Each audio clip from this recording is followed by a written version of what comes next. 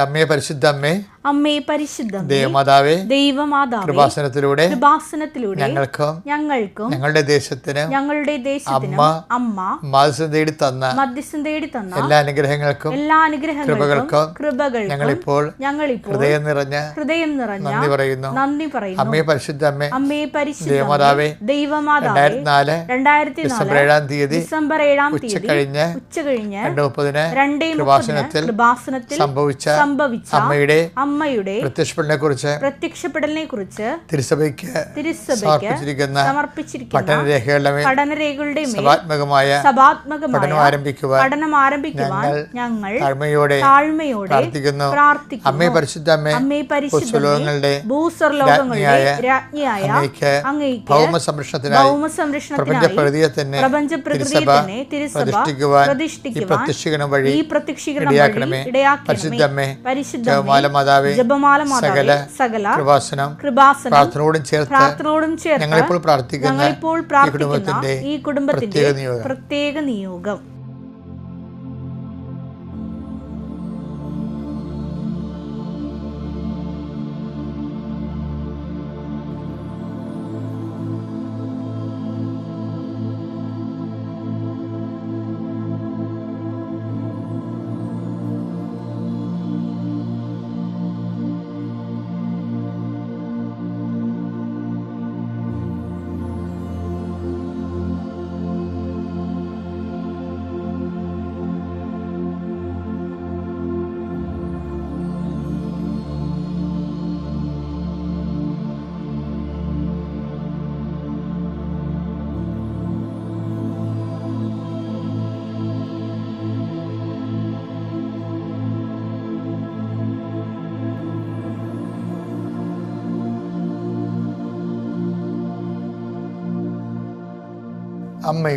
അമ്മയുടെ പ്രത്യക്ഷീകരണത്തിന്റെ ഈ അനുഗ്രഹവേളയിൽ ഞങ്ങൾക്ക് സാധിച്ചു തരുവാൻ കനിയണമേ.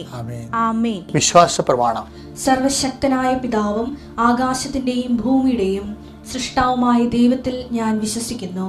അവിടുത്തെ ഏകപുത്രനും ഞങ്ങളുടെ കർത്താവുമായ ഈശോ മിശിഹായിലും ഞാൻ വിശ്വസിക്കുന്നു. ഈ പുത്രൻ പരിശുദ്ധാത്മാവിനാൽ ഗർഭസ്ഥനായി കന്യകാമറിയത്തിൽ നിന്ന് പിറന്ന് പൊന്തിയോസ് പീലാത്തോസിന്റെ കാലത്ത് പീഡകൾ സഹിച്ച് കുരിശിൽ തറയ്ക്കപ്പെട്ട് മരിച്ച് അടക്കപ്പെട്ട് പാതാളങ്ങളിൽ ഇറങ്ങി മരിച്ചവരുടെ ഇടയിൽ നിന്ന് 3-ാം നാൾ ഉയർത്ത് സ്വർഗത്തിലേക്ക് എഴുന്നള്ളി സർവശക്തിയുള്ള പിതാവായ ദൈവത്തിന്റെ വലതുഭാഗത്തിരിക്കുന്നു. അവിടെ നിന്ന് ജീവിക്കുന്നവരെയും മരിച്ചവരെയും വിധിക്കുവാൻ വരുമെന്നും ഞാൻ വിശ്വസിക്കുന്നു. പരിശുദ്ധാത്മാവിലും ഞാൻ വിശ്വസിക്കുന്നു. വിശുദ്ധ കത്തോലിക്കാ സഭയിലും പുണ്യവാന്മാരുടെ ഐക്യത്തിലും പാപങ്ങളുടെ മോചനത്തിലും ശരീരത്തിന്റെ ഉയർപ്പിലും നിത്യമായ ജീവിതത്തിലും ഞാൻ വിശ്വസിക്കുന്നു. ആമേൻ. സ്വർഗ്ഗസ്ഥനായ ഞങ്ങളുടെ പിതാവേ, അങ്ങയുടെ നാമം പൂജിതമാകണമേ. അങ്ങയുടെ രാജ്യം വരണമേ. അങ്ങയുടെ തിരുമനസ് സ്വർഗത്തിലെ പോലെ ഭൂമിയിലും ആകണമേ. അന്നു വേണ്ടുന്ന ആഹാരം ഇന്ന് ഞങ്ങൾക്ക് തരണമേ. ഞങ്ങളോട് തെറ്റ് ചെയ്യുന്നവരോട് ഞങ്ങൾ ക്ഷമിക്കുന്നത് പോലെ ഞങ്ങളുടെ തെറ്റുകൾ ഞങ്ങളോടും ക്ഷമിക്കണമേ. ഞങ്ങളെ പ്രലോഭനത്തിൽ ഉൾപ്പെടുത്തരുതേ, തിന്മയിൽ ഞങ്ങൾ രക്ഷിക്കണമേ. ആമേൻ. നന്മ നിറഞ്ഞ മറിയമേ, സ്വസ്തി. കർത്താവ് അങ്ങയുടെ കൂടെ സ്ത്രീകളിൽ അങ്ങ് അനുഗ്രഹിക്കപ്പെട്ടവളാകുന്നു. അങ്ങയുടെ ഉദരത്തിൻ ഫലമായി ഈശോ അനുഗ്രഹിക്കപ്പെട്ടവനാകുന്നു. പരിശുദ്ധ മറിയമേ, തമ്പുരാന്റെ അമ്മേ, പാപികളായ ഞങ്ങൾക്ക് വേണ്ടി ഇപ്പോഴും ഞങ്ങളുടെ മരണസമയത്തും തമ്പുരാനോട് അപേക്ഷിക്കണമേ. ആമേൻ. ഇന്ന് 26-ാം തീയതി ബുധനാഴ്ച. കർത്താവ് നിന്റെ ഉന്നതമായ നാമത്തിന് സ്വസ്ഥം ചെയ്യുന്നു. കർത്താവ് നിന്റെ വിശുദ്ധ പൗരോഹിത്യത്തെ മഹത്വപ്പെടുത്തണമേ. കർത്താവ് സഭയിലുള്ള സാന്നിധ്യം പ്രകടമാക്കണം. കർത്താവ് ഇന്ന് എല്ലാം തുടങ്ങുന്നവരുണ്ട്. വീട്, അതുപോലെ തന്നെ മക്കളുടെ വിവാഹ വിഷയങ്ങൾ, അല്ലെങ്കിൽ ചെറുകിട വ്യാപാരങ്ങൾ, വ്യവസായങ്ങൾ, പ്രോജക്റ്റുകൾ, പദ്ധതികൾ, അല്ലെങ്കിൽ വിദേശ യാത്രയ്ക്ക് വേണ്ടിയുള്ള കാര്യങ്ങൾ എല്ലാം തുടങ്ങി വെക്കുന്നവരുണ്ട്. അവരെല്ലാം ഞാൻ ഈശോയുടെ നാമത്തിൽ ആശീർവദിക്കുന്നു. കർത്താവ് മനസ്സിന് വല്ലാത്ത ഭാരം കൊണ്ടിട്ട് ഒന്നും ചെയ്യാൻ പറ്റാതെ ഇങ്ങനെ വീട്ടിൽ ഇരുന്ന് പോയവരുണ്ട്. കുറ്റവരുടെ മരണം കാരണം, ഉടയവരുടെ വേർപാട് കാരണം ഹൃദയഭാരം കയറി നടക്കുന്നവരുണ്ട്. ലവ് അഫെയറിൽ പോലും പരാജയപ്പെട്ട ആൾക്കാർ മനസ്സിന് ചത്താലും കുഴപ്പമില്ല എന്നൊക്കെയുള്ള മാനസികാവസ്ഥയിൽ മനസ്സ് ചത്തിരിക്കുന്നവരുണ്ട്. വികടമായ ഒരു മാനസികാവസ്ഥയാണെങ്കിൽ പോലും ആൾക്കാർ അനുഭവിക്കുന്നൊരു സങ്കടമാണത്. ആവശ്യമില്ലാത്ത കാര്യത്തിൽ പോയി തൂങ്ങിയിട്ട് അവസാനം അത് കിട്ടാതെ വരുമ്പോൾ ഉണ്ടാകുന്ന നിരാശ, അതൊന്നും ദൈവികമായ റെഫർ ചെയ്യുന്ന വിഷയങ്ങളല്ല. ദൈവത്തിൻ്റെ അരൂപി ദൈവത്തിൻ്റെ ഹിതമല്ല. അവരുടെ സ്വന്തം ഇഷ്ടത്തിൽ പോയിട്ട് അതിൽ നിന്ന് കിട്ടിയ പരാജയം കൊണ്ട് അവരനുഭവിക്കുന്ന, അവർ തന്നെ വേലിയെ കിടക്കുന്ന പാമ്പിനെടുത്ത് ഓളെ വെച്ചതല്ലേ. പക്ഷേ എങ്കിലും മനുഷ്യനാണല്ലോ ആ വിഷമം അനുഭവിക്കുന്നത്. അതുകൊണ്ട് തന്നെ മനുഷ്യനെ അങ്ങനെയുള്ള പ്രയാസങ്ങളിൽ നിന്ന് വിടുവിക്കുന്നത് ദൈവത്തിൻ്റെ കരുണയുടെ ഭാഗമാണ്. അതുകൊണ്ടാണ് ഞാൻ എൻ്റെ പ്രാർത്ഥനയുടെ വിഷയമാക്കുന്നത്.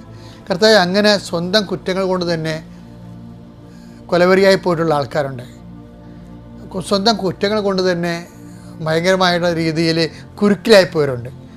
അവരെല്ലാം അഴിക്കാൻ വേണ്ടി പരിശുദ്ധമ്മ ദേവമാതാവിനെ ഞാൻ അവരെ ഏൽപ്പിക്കുന്നു. അവരുടെ കഴിവ് കൊണ്ട് അവർക്ക് രക്ഷപ്പെടാൻ ഇനി പറ്റത്തില്ല. ദൈവമേ, കൃപാസതി ഉടമ്പടി എടുത്ത 10,000-കണക്കിന് മനുഷ്യരുടെ നന്മ പ്രവർത്തിയുടെ ശക്തിയാൽ, ദൈവത്തിൻ്റെ പ്രത്യേകമായ കരുണയാൽ ഇങ്ങനെയുള്ള വിഷയവിധമായ സാഹചര്യങ്ങളിൽ ചെന്ന് ചാടിയവർ യേശുക്രിസ്തുവിനകത്ത് വീണ്ടെടുക്കപ്പെട്ടിരുന്ന് പ്രാർത്ഥിക്കുന്നു.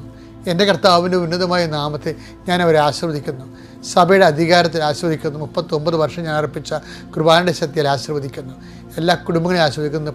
ജോലിയില്ലാത്തവർ, ജോലിക്ക് പോയിട്ട് ഗതി പിടിക്കാതിരിക്കുന്നവർ, പണം നമ്മൾ അധ്വാനിച്ച പണം കണ്ടവൻ്റെ കയ്യിൽ അകപ്പെട്ടിട്ട് ചോദിച്ചിട്ട് പോലും കിട്ടാതെ നിരാശപ്പെട്ട് നടന്നിട്ട് അവിടുന്ന് തൊഴിൽ പോലും നഷ്ടപ്പെട്ടു, ചോദിച്ചതിൻ്റെ പേരിൽ തൊഴിൽ നഷ്ടപ്പെട്ടവർ, ഇങ്ങനെ ഓരോ തരത്തിലും മനുഷ്യൻ്റെ അപ്പുറത്ത്, കഴിവിൻ്റെ അപ്പുറത്ത്, അവൻ്റെ ഉത്തരവാദിത്വം അല്ലാതെ തന്നെ അനുഭവിക്കുന്ന ഒത്തിരി വേദന അനുഭവിക്കുന്ന സഹോദരങ്ങളുണ്ട്. അവരെല്ലാം ഈ സമയത്ത് പരിശുദ്ധ അമ്മ ദേവമാതാവിനെ ഏൽപ്പിക്കുകയാണ്. മാതാവിൻ്റെ മധ്യസ്ഥ ലഭിക്കട്ടെ. കുഞ്ഞുങ്ങളില്ലാത്തവർ, കുഞ്ഞുങ്ങൾക്ക് വേണ്ടി ട്രൈ ചെയ്തിട്ട് പല കുഞ്ഞുങ്ങളും ട്യൂബിലായിപ്പോയവർ, അവസാനം ട്യൂബ് തന്നെ കണ്ടിച്ച് കളഞ്ഞിട്ടുള്ളവർ, ഇനി എങ്ങനെ ജീവിക്കുമെന്ന് അറിയാൻ പാടില്ലാതെ കുഞ്ഞുങ്ങളില്ലാതെ എങ്ങനെ ജീവിക്കും. പക്ഷേ ചിലരൊക്കെ അങ്ങനെ മരണത്തെക്കുറിച്ച് ചിന്തിക്കുന്നു. ഇതിനേക്കാൾ നേരം മരിക്കുകയാണ്. അവർ ചുമ്മാ പറയണതാണ്. ദൈവത്തിൻ്റെ ആഴമായ വിശ്വാസമില്ലാത്തതിൻ്റെ പേരിൽ എന്തെങ്കിലും തകർച്ച ഉണ്ടാകുമ്പോൾ ഉടനെ നിരാശ വലിഞ്ഞു കയറിയിട്ട് മനുഷ്യൻ്റെ ശരിക്കും അലൈൻമെൻറ്റ് പോകും, മനസ്സിൻ്റെ അലൈൻമെൻറ്റ് പോകും. എന്നിട്ട് അവർ ആത്മഹത്യയെക്കുറിച്ച് ചിന്തിക്കും. കർത്താവെ, അങ്ങനെയുള്ളവരെല്ലാം നീ സന്ധിക്കണമെന്ന് പ്രാർത്ഥിക്കുന്നു.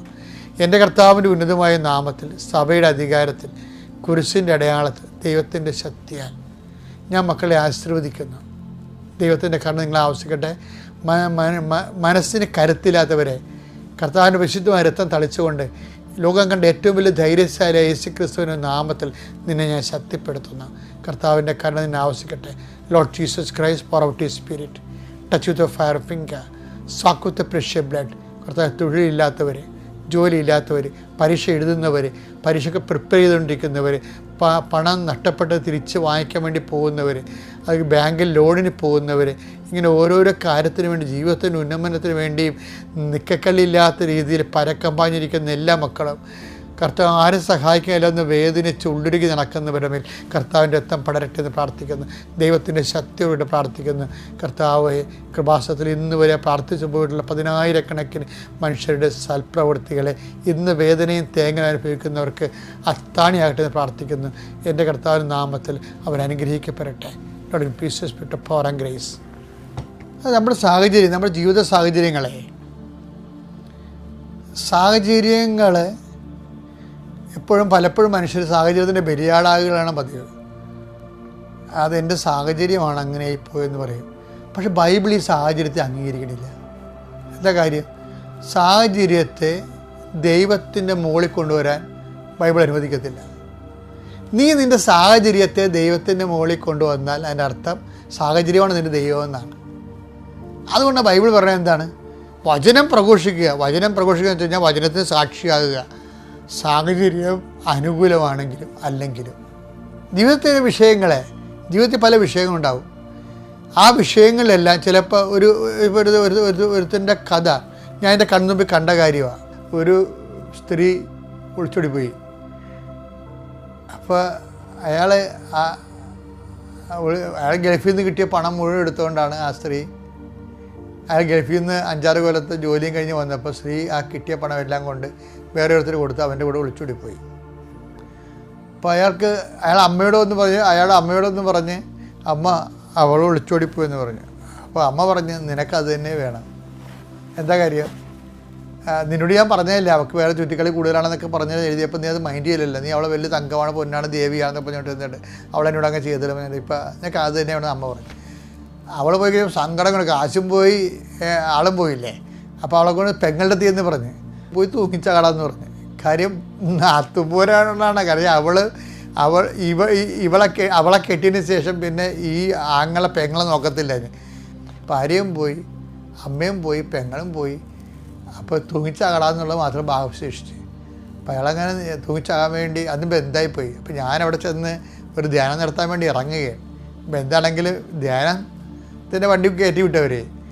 ഞാനാണെങ്കിൽ പണ്ടാരം ഛർദ്ദിച്ചാണ് അവിടെ ഒടിഞ്ഞോളം ചെമ്മീൻ കുഞ്ഞാണ് ആ വണ്ടിയെ പോയി ഇറങ്ങുമ്പോൾ തന്നെ എന്നെ കണ്ടപ്പോൾ തന്നെ ഞാനാണെങ്കിൽ ഇങ്ങനെ ആൾക്കാർ കക്ഷത്ത് കൈയിട്ട് എന്നെ ഇറക്കണം, തളർന്നിട്ട് വെള്ളം നിർജ്ജലീകരണമായിപ്പോയി. അപ്പോൾ പക്ഷേ ആ മനുഷ്യൻ ആ സമയത്ത് ഈ ബസ് സ്റ്റോപ്പിൽ നിൽപ്പുണ്ടായെന്ന് പറയണത്. ഞാൻ സ്റ്റേജിൽ കയറി വെള്ളം ഒരു കട്ടൻ ചായ കുടിച്ച് ചെറുതായിട്ടൊന്ന് മയങ്ങി വെച്ചും വൈകുന്നേരം സ്റ്റേജിൽ കയറിയപ്പോൾ സ്തുതിപ്പ് തുടങ്ങിയപ്പോൾ ഞാൻ പറഞ്ഞ് ഈ സ്റ്റേജിൻ്റെ വടക്ക് പടിഞ്ഞാറ് നിൽക്കുന്ന ഒരു മനുഷ്യൻ ആത്മഹത്യയെക്കുറിച്ച് ചിന്തിക്കുന്നു, അവൻ്റെ ജീവിത പങ്കാളി തിരിച്ചു വരും, അത് സ്വീകരിക്കാൻ കർത്താവ് ആഗ്രഹിക്കുന്നു എന്ന് ഞാൻ പരിശുദ്ധാത്മ എന്നോട് പറഞ്ഞു. ഞാനത് പറഞ്ഞു. ഞാനാ ധ്യാനം കഴിഞ്ഞ് പോയി ഏറ്റവും കഷ്ടപ്പെട്ട് നടത്തിയ ഒരു ധ്യാനമാണ്. പിന്നെ ഞാൻ ആ ഇടവകയിൽ നിന്നിട്ട് ആ ഇടവകയുടെ അടുത്ത് തന്നെ വേറെ ഇടവക ട്രാൻസ്ഫറായി വന്നപ്പോൾ 6 മാസം കഴിഞ്ഞപ്പോൾ ഒരാളിനെ കാണാൻ വന്നു. അച്ഛനാണ് എൻ്റെ ജീവിതം രക്ഷിച്ചതെന്ന് പറഞ്ഞു. ഞാൻ പറഞ്ഞു എന്താണ്? അല്ല, അച്ഛന് അന്ന് ധ്യാനിപ്പിക്കാൻ വന്നപ്പോഴേ അച്ഛനിങ്ങനെ വണ്ടിയിൽ നിന്ന് ഇറങ്ങിയപ്പോൾ ഞാനിങ്ങനെ ആത്മഹത്യ ചെയ്യാൻ വേണ്ടി അരൂര് പോയി വെള്ളത്തിൽ ചാടാൻ നിൽക്കുകയായിരുന്നു. അച്ഛൻ വണ്ടിയിൽ നിന്ന് ഇറങ്ങിയപ്പോൾ ഒരു മിന്നൽ പോലെ എനിക്ക് തോന്നി, എന്തോ ഒരു ഫ്ലാഷ് എൻ്റെ മേലെ അടിക്കണമെന്ന് തോന്നി. അപ്പോൾ എനിക്കൊരു ദൈവികത തോന്നിയിട്ട് ഞാൻ നേരെ ധ്യാനപ്പാട്ടിലോട്ട് പോയി. പക്ഷേ 15 മിനിറ്റ് കഴിഞ്ഞപ്പോൾ വിളിച്ചു പറഞ്ഞു, ഇന്ന ആൾ ആത്മഹത്യ ചെയ്യാൻ നിൽക്കുന്നുണ്ട്, അയാൾ ഭാര്യ തിരിച്ചു വരും, കർത്താവ് സ്വീകരിക്കാൻ ആഗ്രഹപ്പെടും. അച്ഛൻ പറഞ്ഞ പോലെ ഞാൻ ഉടനെ അവൾ തിരിച്ചു വന്നുവെച്ചാൽ ഞാൻ ആ വചനപ്രകാരം സ്വീകരിച്ചതെന്നാണ്. ആ കണ്ടവൻ്റെ പുറകെ പോയെങ്കിലും ആ ഭാര്യ തിരിച്ചു വന്നപ്പോൾ എന്ത് വകുപ്പിലാണ് സ്വീകരിക്കുന്നത്? അത് കർത്താവ് കൺവെൻഷനിൽ വെച്ച് നേരിട്ട് സംസാരിച്ച കൊണ്ട് ദൈവത്തിൻ്റെ വാക്ക് കേട്ട് സ്വീകരിച്ചതാണ്. ഒരു കുടുംബ ജീവിതത്തിൽ എന്തെല്ലാം കാലാവസ്ഥ മാറ്റം ഉണ്ടാകുമെന്ന് നമുക്ക് മനസ്സിലാകേണ്ടത് ഉണ്ണീശോനെയും മാതാവിനെയും ഔസേപ്പിതാവിനെയൊക്കെ ദൈവം ഇങ്ങനെ മാതൃകയായിട്ട് വെച്ചിരിക്കുകയാണ്. ഓരോരോ കാര്യങ്ങളുണ്ടാകുമ്പോൾ മാതാവ് എന്ത് ചെയ്തു, ഒരു കാര്യം ഉണ്ടാകുമ്പോൾ ഔസേപ്പിതാവ് എന്ത് ചെയ്തു, ഒരു കാര്യം ഉണ്ടാകുമ്പോൾ ഉണ്ണീശോ എന്ത് ചെയ്തു എന്ന് ചിന്തിച്ചാൽ നമ്മുടെ കുടുംബം കറക്റ്റായും. ജീവിതത്തിൽ പല സമയങ്ങളുണ്ടാകത്തില്ലേ? അത് നമ്മുടെ 2 തീമോത്തി 4:2 എടുത്ത് വചനം പ്രസംഗിക്കുക. വചനം പ്രസംഗിക്കുക. സാഹചര്യങ്ങൾ അനുകൂലമാണെങ്കിലും അല്ലെങ്കിലും അതാ. അപ്പോൾ അത് 2 തീമോത്തി 4:2 എന്താണ്? വചനം പ്രസംഗിക്കുക എന്ന് വെച്ച് കഴിഞ്ഞാൽ അർത്ഥം എന്താണ്? വചനം പാലിക്കുക. അതന്നെ പ്രസംഗിക്കുമ്പോൾ ആളല്ല, പ്രാസംഗികയില്ലാതെ എങ്ങനെയാണ് വചനം നമുക്ക് അറിവ് കിട്ടണം? പ്രാസംഗികനില്ലാതെ എങ്ങനെ വിശ്വസിക്കും? റോമ 10:14 വചനം എടുത്തേ. എന്നാൽ തങ്ങൾ വിശ്വസിച്ചിട്ടില്ലാത്ത ഒരുവനെ അവർ എങ്ങനെ വിളിച്ചപേക്ഷിക്കും? ഒരിക്കലും കേട്ടിട്ടില്ലാത്തവനെ എങ്ങനെ വിശ്വസിക്കും? പ്രാസംഗികനില്ലാതെ എങ്ങനെ കേൾക്കും? ഇപ്പം എന്താ പ്രശ്നം വെച്ച് കഴിഞ്ഞാൽ നമ്മൾക്ക് കേൾക്കണമെങ്കിൽ പ്രാസംഗികൻ ഉണ്ടാകണ്ടേ. പക്ഷെ പ്രാസംഗികൻ എന്ത് ചെയ്യണം? പ്രാസംഗികൻ അത് 2 തീമോത്തി 4:2 പറഞ്ഞ വചനം പ്രഘോഷിക്കുക, സാഹചര്യം അനുകൂലമാണെങ്കിലും അല്ലെങ്കിലും. അതിൻ്റെ അർത്ഥം എന്താണ്? വചനം പാലിക്കുക, സാഹചര്യം അനുകൂലമാണെങ്കിലും അല്ലെങ്കിലും എന്നാണ്. അതാണ് എൻ്റെ അർത്ഥം. വചനം പ്രഘോഷിക്കുക. ഇപ്പോൾ ഔസേപ്പിതാവിനെ സംബന്ധിച്ചിടത്തോളം ഔസേപ്പിതാവിൻ്റെ ഏറ്റവും വലിയ വിജയം അതാണ്. വചനം പാലിച്ചു. എന്താണ്? സാഹചര്യം അനുകൂലമല്ലായിരുന്നു, പ്രതികൂലമായിരുന്നു. നമ്മളിപ്പോൾ ഡൈവേഴ്സ് ചെയ്യണതിൻ്റെ കാര്യം എന്താണ്? ജീവിത സാഹചര്യം അനുകൂലമാണ്, ജീവിതത്തിന് ജോലി. ഇപ്പോൾ PR ഇല്ലെന്നും പറഞ്ഞ് എന്തുമാത്രം ആൾക്കാർ ഡൈവേഴ്സ് ചെയ്തിട്ടുണ്ട്, PR ഇല്ലെന്നും പറഞ്ഞു. അപ്പോൾ PRനാണ് കല്യാണം കഴിച്ചിരിക്കുന്നത്. പക്ഷേ ഡൈവേഴ്സായാലും സമ്മതിക്കില്ല. വീട്ടുകാർ പറയും കടവുണ്ട്, ഇവനെ വിടാൻ പറയും. ഈ ഡൈവേഴ്സ് ആക്കിയിരിക്കണം മുഴുവനും വീട്ടുകാരല്ലേ. ചിലപ്പോൾ അപ്പന്മാരായിരിക്കും അതിൻ്റെ റോൾ കളിക്കണത്, ചില ആൾക്കാർ അമ്മമാരായിരിക്കും. അപ്പോൾ ശരിക്കും പറഞ്ഞാൽ ഈ വചനം പ്രഘോഷിക്കുക, സാഹചര്യം അനുകൂലമാണെങ്കിലും അല്ലെങ്കിലും എന്ന് പറയുന്നതിൻ്റെ അർത്ഥം എന്താണ്? വചനം പാലിക്കുക, സാഹചര്യം അനുകൂലമാണെങ്കിലും